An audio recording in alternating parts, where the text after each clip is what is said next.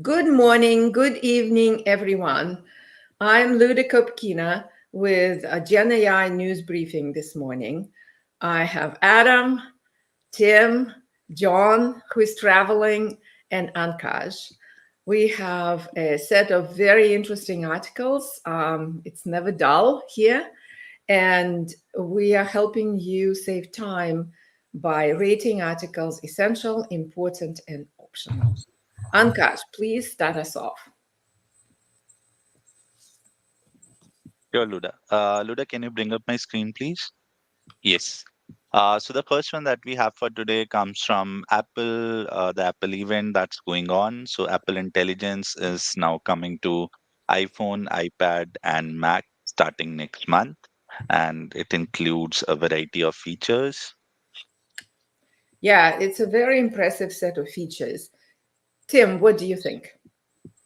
I think it's important because it's Apple, which is one of the largest mobile device makers in the world, and also because they've made a substantial effort to do two things that are important. One is have a lot of stuff happen on the device.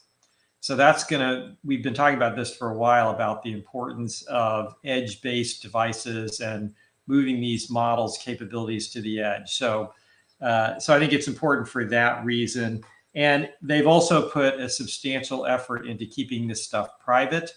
They sort of have a brand around that. We could have a long debate about how good they are, but clearly they're better than Google and others that make their money by basically surveilling us for a living.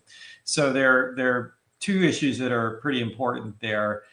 The other thing that, it's kind of hidden and nobody's talking about it, but to me, it's an enormous issue, maybe the biggest one in terms of the marketplace and for the AI leader, is that you get OpenAI for free. That is ChatGPT. That's a game changer for a few billion phones all of a sudden. Now, again, it's not clear to me how many of these phones of Apple's will work with this stuff. Maybe it will just be the new phones. Maybe it will be recent phones, because the amount of compute required says to me, if you have, an iPhone 10 or something, this probably isn't going to go very well. But even if it's just the recent phones, we're talking about hundreds of millions of devices where people suddenly have pretty full access to ChatGPT. So it's going to be interesting. Is this going to cannibalize ChatGPT's own business, because they charge $20 a month to a lot of people to gain access to their advanced features? And maybe you won't get those, not clear. And B, though, I think probably they made the right decision that it's worth it, because this is like Microsoft becoming the OS for PCs back in the 80s. You're just going to get so much distribution and so much visibility. It's hard to see OpenAI not being the premier brand after this. Yeah, as you were talking, I was thinking we should put it as essential, because of essential where AI goes. Yeah, it's probably essential. Yeah, I mean, I'm a little skeptical because I tend to, especially with technology, to be a show me person, and this is an announcement and lots of demos, and none of this is released until later this month. Some of it starts to get released, and then it rolls out over time. So looks great, but we'll see. Okay. Others, what do you think? Yeah, I would support important, not essential, right? It's 18.1 is the release where then we'll get the Apple Intelligence, which isn't yet. And also, I think Tim, if I'm not mistaken, it is only the new chips that are just coming out starting in this phone, the A18 and the A18 Pro, that will support those on-device Apple Intelligence capabilities. Okay. So it will be a limited set at first, but yeah, it's definitely important. But it isn't here yet, and yeah, I would support important, I guess, not essential. It also will go on 16 on the laptop. I think the latest operating system, Sequoia 15.1. Yeah, so it goes on a number of existing phones and laptops, And Tim is right that OpenAI comes free. Also, they're going to get Siri to respond to questions about how to use various features and how to get faster to certain things. We'll see how it does, but it is a very important aspect as well. John, others? Yeah, I could definitely support important, maybe essential. I don't usually like to give essentials for market announcements, so let's say important. Yeah, I mean, it's going to set the tone, people's expectation for interfaces and interactions. I believe when these were first announced, which was a couple months ago now, we may have given it an essential. We have to go back, but I kind of recall it. But I think exactly because of that, the second time I would say important. It's still not out. It looks great, but perhaps when information is coming in on it, we'll hear more and elevate some. Yeah. Okay. It was July 31st, David. I just looked on the ratings page. All right. Let's then go to the next article. Ankash. The next one is about now the infamous reflection model, around how its performance is being questioned and the model makers are being accused of fraud. Yes. We've talked quite a bit about it. That created a stir. So, the company didn't really help itself by hiding or didn't release all the necessary materials, creating more questions. Adam, what do you think? I'd say this is optional news. We're actually still waiting to really get to the bottom of this. The reason I might put it important is just as the cautionary tale and reminder to everyone that people coming out and making claims and making announcements is a far thing from the truth, right? And that all the excitement when this came out and this 70 billion parameter model potentially outperforming 400 billion and trillion seemed a bit extraordinary. There was some good logic behind why, which made for a good story. We could get into the details of all the controversy around it. And I think that's probably what someone would spend their time doing if they read this article, which is why I gave it an optional. The important, as I said, would be just that cautionary tale to remind people that the verdict is still out until proven, I guess, by a jury of their peers. And when someone comes forward and makes an announcement about a product or a claim, that it's good to have a healthy bit of skepticism.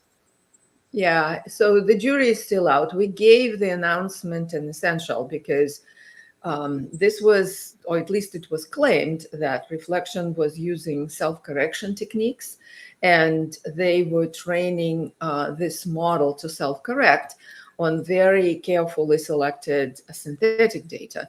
So it was very plausible that you could do that on top of Llama 3.1, right? But it doesn't look, or at least it was questioned, that that's in fact what they did. So yeah, let's see what other people think. Yeah, I think optional. I'm totally with Adam. This is salacious journalism. I mean, it's like a big murder trial before the trial and before the evidence. So, okay, there's clearly a controversy here, but it would be good to let it play out for a little while and find out the actual facts before we start leaping to conclusions. So it's controversy, something to pay attention to, but this doesn't really add much to the story. Yeah. Okay. David, John, you are okay with optional? Yep. It's the Karen Reed trial of AI. Exactly. That's exactly what I was thinking. Okay. For those in Boston, Karen Reed is a famous murder trial that's been going on for a long time. Okay. That sounds good. Optional it is. Let's go to the next one. Okay, the next one is about a new model titled Chai-1, and they're talking about decoding the molecular interactions of light. David, what do you think? Yeah, so this was certainly interesting development. So this model is meant to compete with AlphaFold. It does a lot of the same things in terms of predicting proteins and other molecules that could potentially serve as a drug. And it's open source, so they've open sourced everything.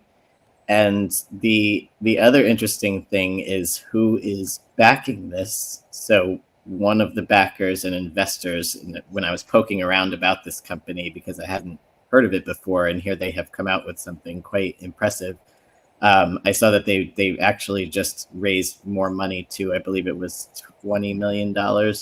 And OpenAI is one of the backers, as is Greg Brockman, who formerly was at OpenAI and has, well, he's still there technically, right? And I guess he took a leave of absence. So, the benchmarks show that it's relatively competitive with AlphaFold in some ways. We know to take the benchmarks, again, with some healthy skepticism, but I think it's a fascinating development.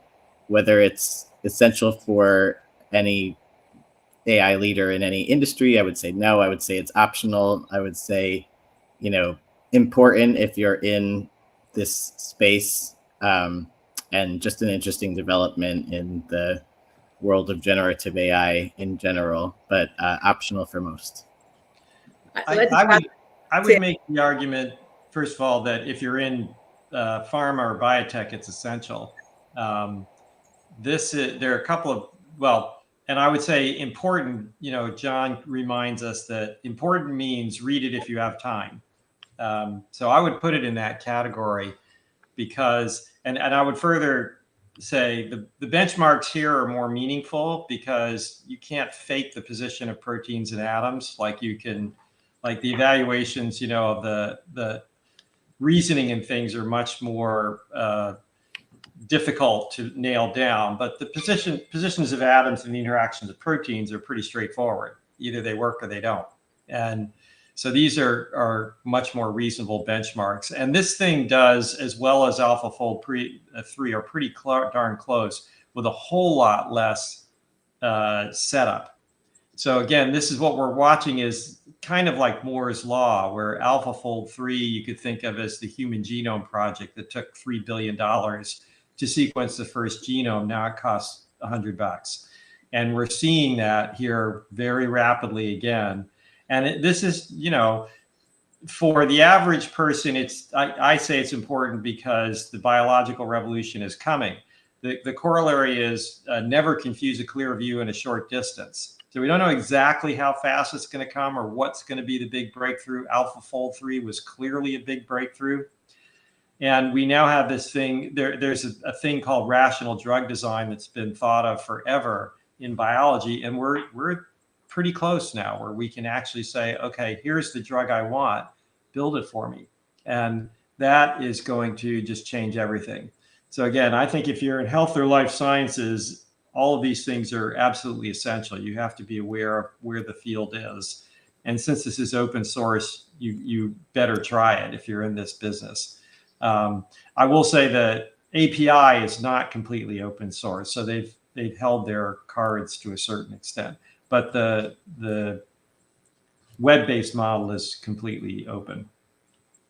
Yeah, I could support important as well for all the reasons you just said. Okay, David has spoken. Adam? Okay. Yeah, make a fair case. I was thinking optional and important for those. It's relevant to an industry, but I can support that. Okay, important it is, essential for the pharma and drug industry. Okay, great. Next one, Ankaj. The next one is about robots, and it talks about robot utility models, how some of the robots can learn with zero-shot deployment in new environments. Yeah, it's a very interesting development, and in robotics that can be applied in many places with new ideas, novel ideas. Tim, what do you think? I think I'm on the border between optional and important. It's a long paper. it's we've said again, robots are going to be really important, and this is a pretty significant potential advance in robotics because they are training robots in generic environments and then sending them into novel environments.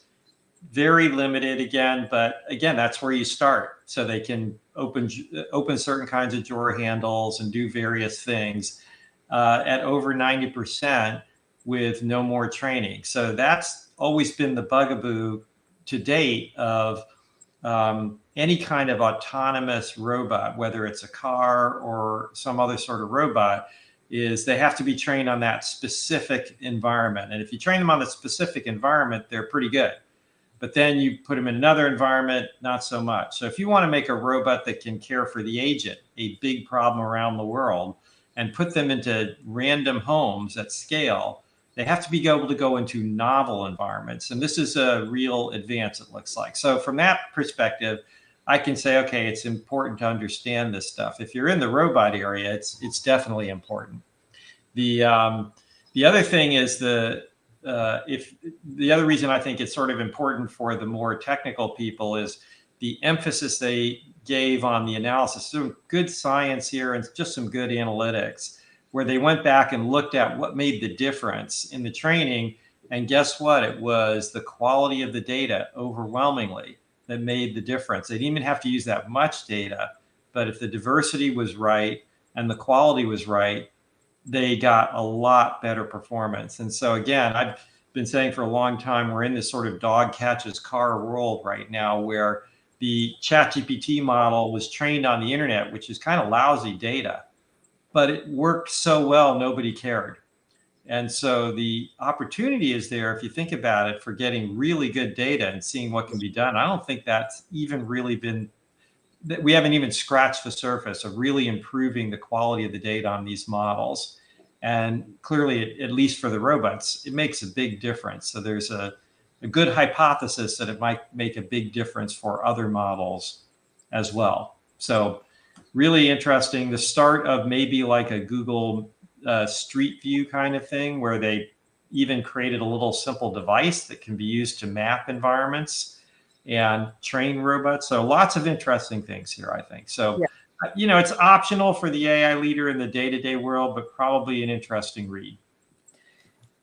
What do others think? So it's O, but I if you have time, or should we put an I on it?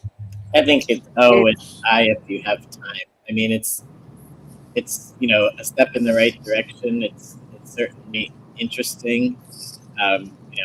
It's handling very discrete and basic tasks right now, though, right? It's picking up tissue. It's doing some very small things that it can do in other environments.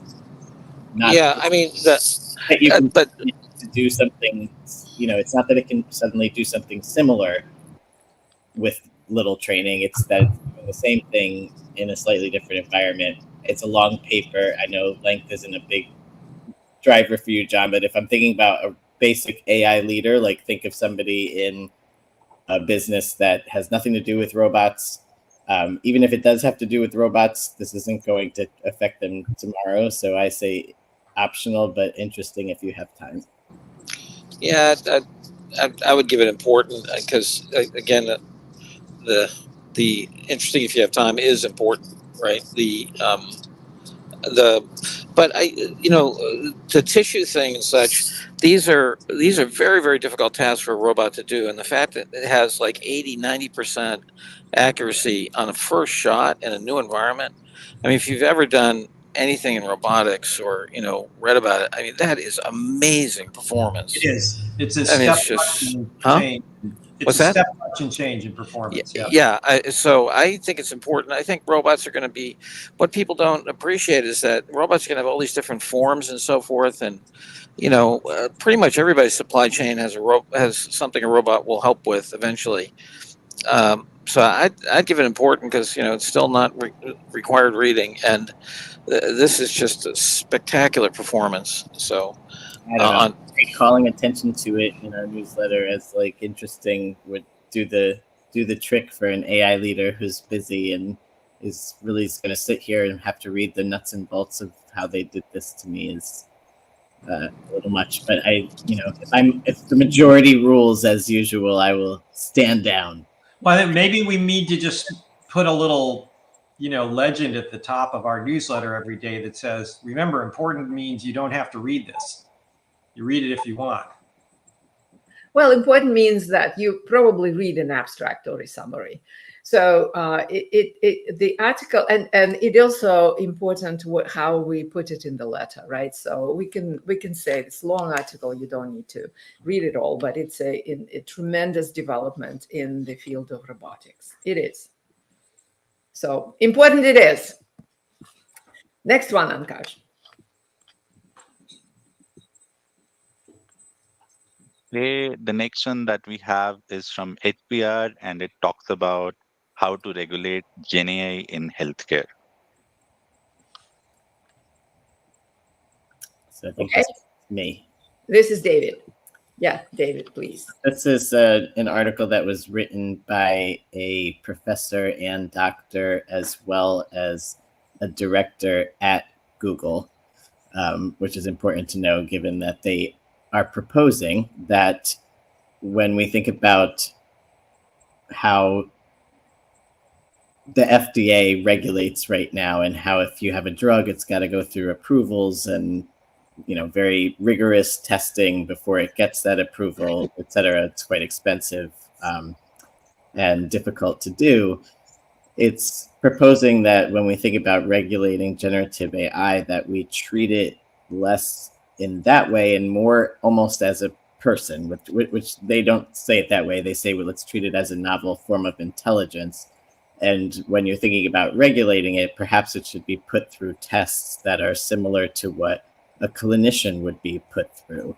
And that's how you would regulate these devices. Now, they go on to say that may be actually restrictive to a physician, because then you're sort of regulating what tool they might want to use by potentially saying they can't use this if it doesn't pass these intelligence tests. So it's just a kind of exploratory article. Obviously, someone at Google is interested in getting approval and getting clinicians to be using these tools. But that's fine. It's a little self-serving. It's an interesting argument. I'm actually borderline on this one. I've been net negative today on a lot of optional ones, but this is a short piece, and I know it's healthcare specific, but the way that it poses thinking about generative AI as less of a tool and more of a way of intelligence and a different way to treat it when you're regulating it, and just even how you think about implementing it in your business, I thought is sort of interesting. And I thought it was kind of worth the read because other industries may follow a similar path or push for a similar path for how it could be approved in, say, financial services when it's used for sensitive areas like credit models or something. So I'm borderline on this. I could be pushed over optional or important. Curious what others think. Okay, that sounds interesting. Adam, what do you think? So I was squarely in the optional camp. David almost, I think, has convinced me that it could be important, but I certainly felt for a title of how to regulate generative AI in healthcare, it did a really poor job of actually saying how to do that. I think it mostly presented challenges with doing that, and David pointed out probably the one thing it did in terms of thinking about AI a little differently, but it didn't actually offer any real insights or ways to move forward with solving these problems. It just sort of presented what a problem it is. So I was in the optional camp. I thought that what it suggested is actually send LLM to medical school, right? All of the steps and test it and have it's rigorous. That's a suggestion. So and this is a great suggestion, actually. Imagine for all of our, especially in healthcare, we have an LLM trained and schooled in the healthcare stuff. It actually can be a breakthrough. And then in manufacturing and in supply chain, I mean, this is a great idea, actually. Tim, what do you think? Yeah, I think if you're in, well, first of all, I spent a lot of time in healthcare. So these folks are very highly known and valued names in healthcare. David Blumenthal has been one of the biggest voices in healthcare for a long, long time. And so, and Bakul is pretty well known as well. So yes, Bakul has a conflict clearly because he's at Google, but these guys know what they're talking about. So just, they get a certain amount of street cred just because of what they've done in their careers. B, if you're in healthcare, I think this is important. If you're in medical college, it's essential. For other people, I could make the argument for important because I think they actually captured it wrongly, and I'll sort of channel my inner John, because they're talking about intelligence. I don't think it's intelligence. I think it's what I would call burn-in.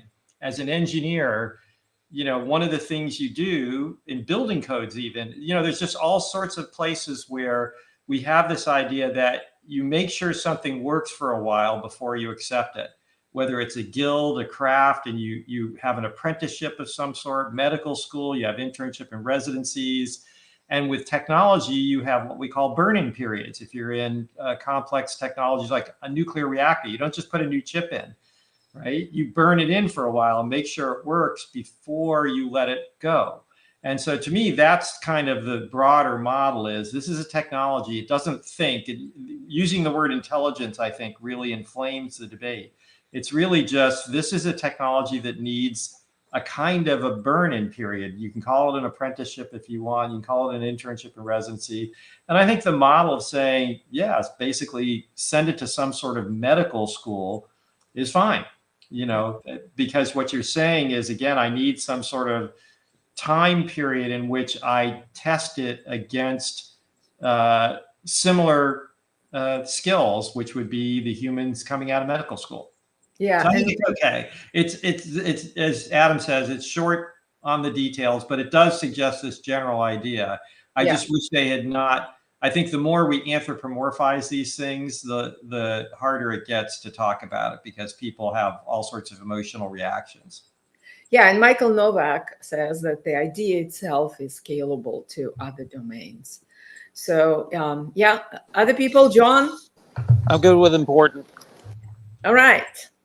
Important it is.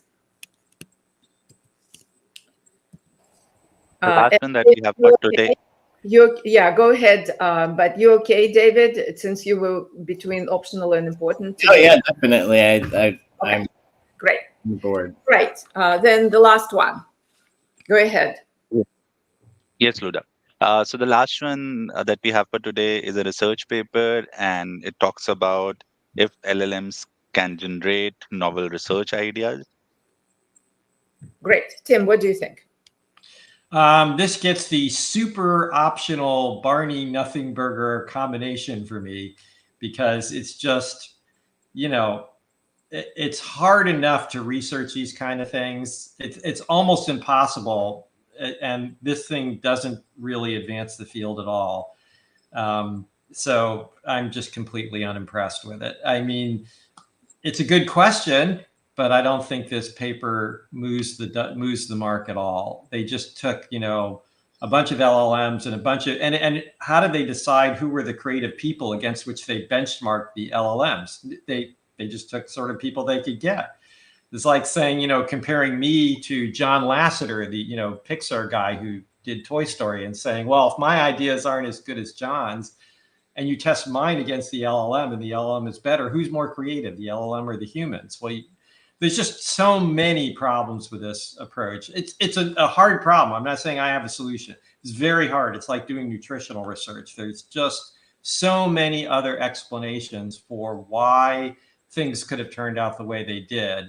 And at the end of the day, the thing that really got me was at the end of all this, they go through all this trouble and the social science about how they normalize things and do everything blind and this and that and the other thing to try and get rid of the confounders. The author re-ranks everything right at the end. It's like, okay, throw out everything. So very, very disappointing, especially from Stanford. This is not a podunk institution. So the big O for me. The big O for Tim. Other thoughts? totally supportive. I have struggled with these types of stories. These studies. They've done it on writing as well, and it's a very difficult thing to try to assess. Adam, John, support optional. Yeah, I love that Tim is channeling the inner John here. That was great, Tim. Go ahead, baby. Optional it is, By guys. the way, this is irrelevant to the question. The question of can LLMs generate novel research ideas? I think the answer is yes, it clearly can. The question is how good are they, and can we make them better, and how can we make use of them? So don't take the don't throw the baby out with the bathwater, as we say. Yeah. Okay, sounds good. Optional it is. Ankash, could you show us the score for today? Please. Sure, Luda, just coming up.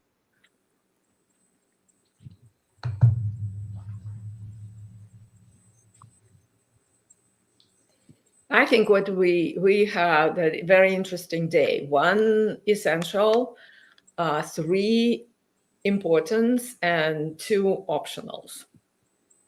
That's my score, but Ankash will prove me right or wrong here. We have 4 important, Luda, no essential. I think Apple Intelligence was important, rated important only. Right. But Chai 1, I thought we put essential for finance. Essential for your life sciences. Yeah, so it is okay. So you proved me wrong. So it's 4 importance and 2 optionals. Great. I'm not seeing your screen, Ankash. I don't know if others are.